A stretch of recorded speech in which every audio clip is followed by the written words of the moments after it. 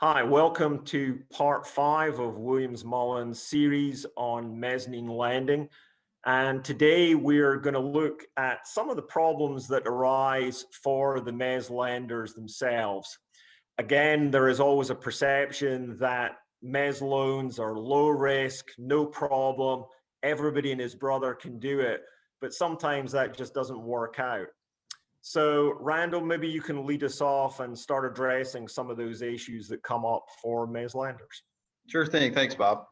So I'm going to start out with a problem that's inherent in all mezzanine loans by virtue of their second position, and that is that the mezzanine lender is first at risk after the equity owners.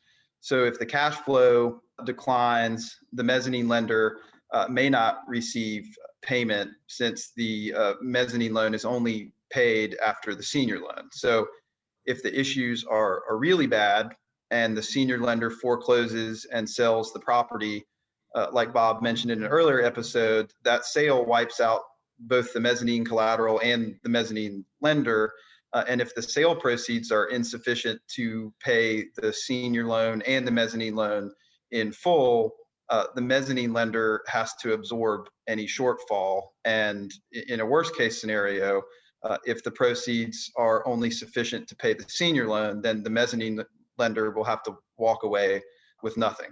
So as sort of a sidebar on foreclosure, we also wanted to note that the senior lender has no obligation to act in the best interest of the mezzanine lender to make sure that the amounts due under the mezzanine loan get paid.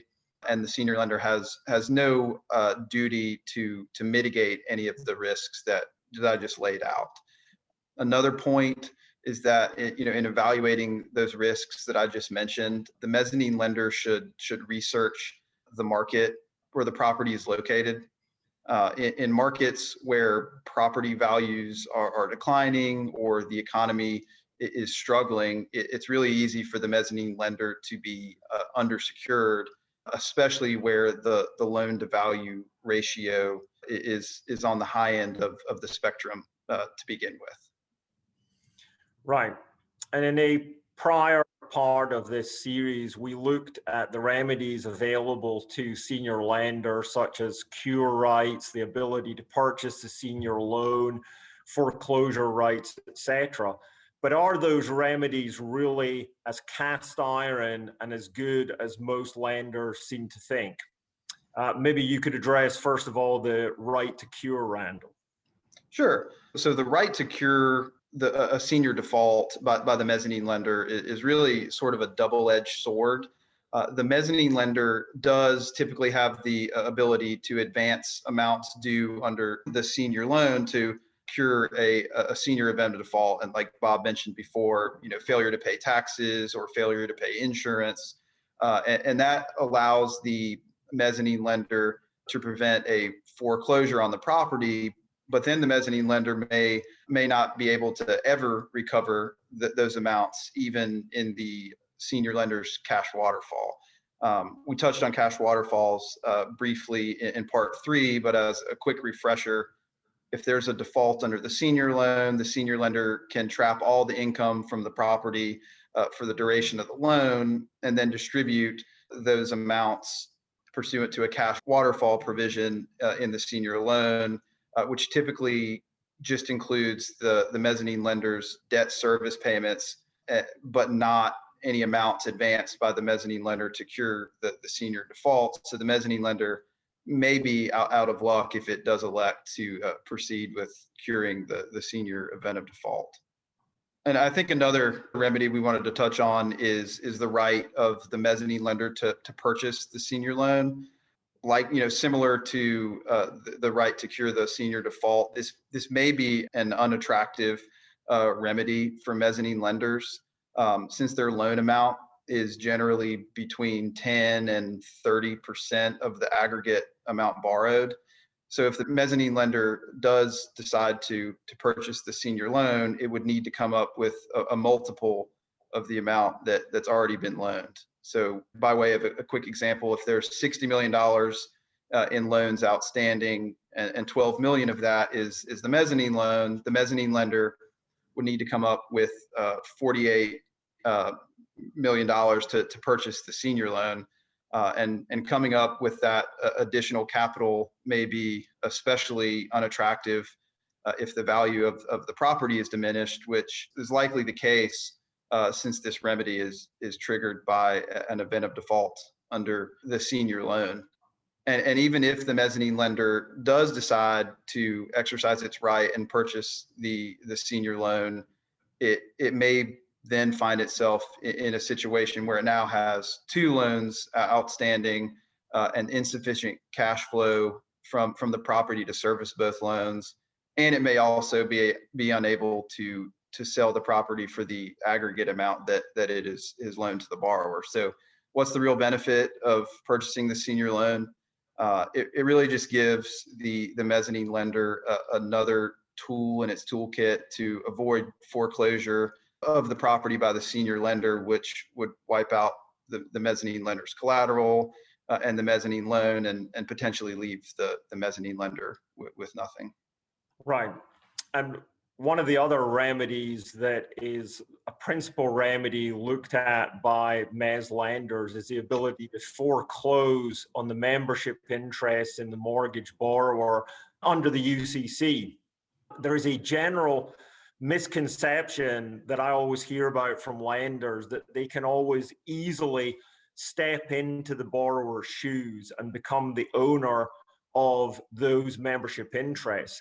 That is a possibility, but it is not a guaranteed situation that a lender will be able to do that. First of all, the UCC has very strict procedures about strict foreclosure. And strict foreclosure is where you accept collateral in satisfaction of your debt. And if you're going to do that, you need to make that offer to the borrower only after an event of default has occurred. You can't put in your documents up front that the borrower will agree to that. So it is dependent on the consent and compliance of the borrower if you're going to be able to exercise that remedy.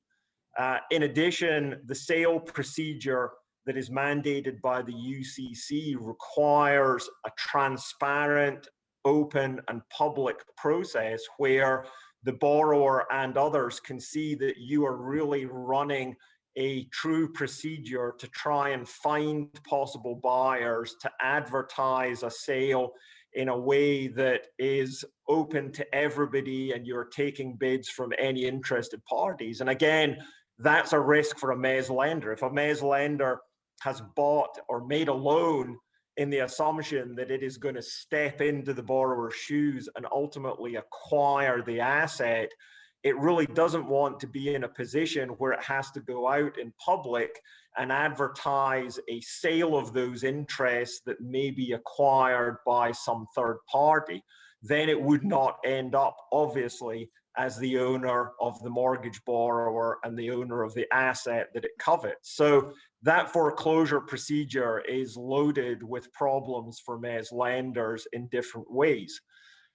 Secondly, even if the borrower does agree to that type of strict foreclosure, the mezz lender then, as Randal says, unless you've gone out and advanced a whole lot more money to buy the senior loan, if you step into the shoes of the borrower, you are now required to comply with everything under the senior loan, which means that if that loan is in default, even though you have control over the mortgage borrower membership interests, the senior lender is still at liberty to sell that asset out from under you to recover its loan amount. And it has no duty whatsoever to look out for the mezz lender in connection with that.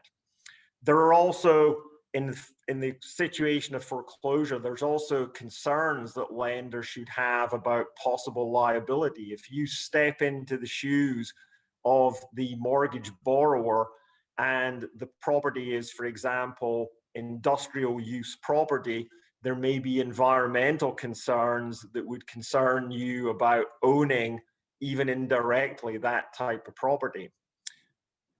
Over and above that, there may be regulatory concerns. Again, using an example from the senior housing industry where Randal and I practice regularly, if you are a lender who wants to foreclose on a senior healthcare asset, you have to have a license to own that type of asset. The regulatory authorities don't just allow anybody to own those kind of assets. There may be a licensure process or a consent process that has to be complied with. And again, if you are foreclosing, it presumes that there is some problem at that facility that has caused an event of default. It may be extremely difficult in those circumstances to complete the regulatory process that you are trying to go through in order to own the asset. Plus, the timeline required for that regulatory process may be quite challenging as well. In addition to licensing procedures, depending on the type of lender who is the senior lender, there may be a process required there. The HUD loans are a good example. If you are a mezz lender and you won't be able to be secured in the typical structure, but if you manage to put in place a mezzanine type loan at the correct level and the senior lender on that property is HUD, you may have to get HUD's consent to a change of control of the borrower. And that is a procedure with HUD that can last several months. So it's really not a quick fix for the lender to be able to complete that. Randal, can you maybe address for us the right to transfer mezzanine loans to a new lender as well? Yeah, absolutely. So one final remedy worth touching on is the right of mezzanine lenders to sell their loan. And typically the intercreditor agreement, provides for this, but also prohibits transfers except to certain qualified transferees that meet requirements, as to net worth, the type of entity, the amount of assets under management. And depending on these requirements, it may be difficult for the mezzanine lender to find a qualified buyer. And the mezzanine lender may also have difficulty identifying a buyer where the property value or the value of the cash flow from the property is impaired, which is likely the case if there's been an event of default. So, while this is another option in the toolkit, it may not always be the best or the easiest solution for the mezzanine lender. Right. And I think the bottom line for these remedies is that if a mezzanine lender cannot take advantage of these remedies, you can very easily be left with an undersecured loan that only has an impaired asset as the ultimate collateral, and there may be no easy fix. The other thing to bear in mind about these remedies is that very rarely is it the case that the mezz lender is exercising its remedies in isolation. At the same time as there is a default on the mezz loan, the senior loan is very likely in default as well. And that lender may be exercising remedies or taking actions or making deals with certain parties that would wipe out some or all of the remedies that the mezz lender is busy pursuing. So what other lenders are doing may very well impact your ability to exercise these remedies in an effective way. Hopefully that has given you some food for thought in terms of mezz lending and becoming involved in these types of transactions. If you have any questions, certainly feel free to reach out to Randal and I. Our contact details will appear on the screen at the end of this episode. We hope that you have derived some use from this mezzanine lending series, and we hope to see you in another series sometime soon. Thank you. Thank you.